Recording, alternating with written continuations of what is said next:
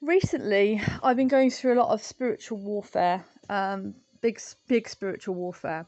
Whenever you start to reach out to anybody and start showing them the truth about the Bible, about God, etc., you will start to get oppression from the enemy, from people. And he'll use people, and he'll use any means he can, past, present, future, memories, people, anything he can to try and discourage you. Because I have had people say to me, we're unfollowing you on Facebook because of what you post. And the things I'm posting are pro-Israel and anti-LGBT promotion.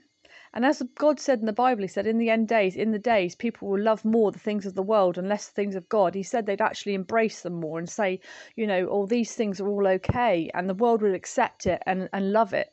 And the Bible says anyone who loves or practices a lie is going to be in hell. In Revelation, it says he who loves and practices a lie will be in hell. If you read the book of Revelation, it says the people who will be outside of heaven's gates, liars, fornicators, drunkards, people who commit adultery, all the sins that are for people that will be outside the kingdom of heaven is very clearly sodomites. So people who are into homosexuality, men and men, women and women in relationships. These are the people who God isn't going to let into heaven. Now, these aren't my words. These are the words of the Bible. God tells us what is right and wrong and what sin is and what sin isn't.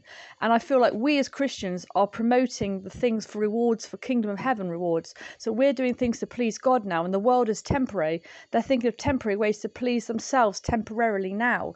So they're constantly looking to say, oh, well, we don't agree with this about you and we don't agree with that about you because it doesn't line up with our temporary theology, because they're looking at it through their own eyes. They're not looking at it through biblical eternal eyes. So sometimes we come across like we're kind of like, well, we must be the ones who have just got a different weird sort of hatred, weird way of looking at it. No, we're doing what's right by God. We're living for eternity. You're living for temporary stuff. You're living for temporary fixes, temporary feelings. So if you don't like what we post and you read it and you don't like it, then that shows that your heart isn't right with God and you're not looking for the right things and the right way to please God.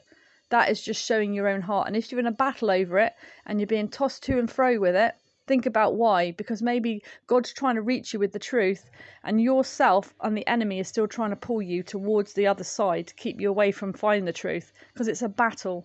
It's a battle. A daily battle. And those who belong to Jesus Christ see the battle. We feel it. We know it. And we're going to stand up and stick firm to what we believe and what we follow in the Bible. We're not backing down.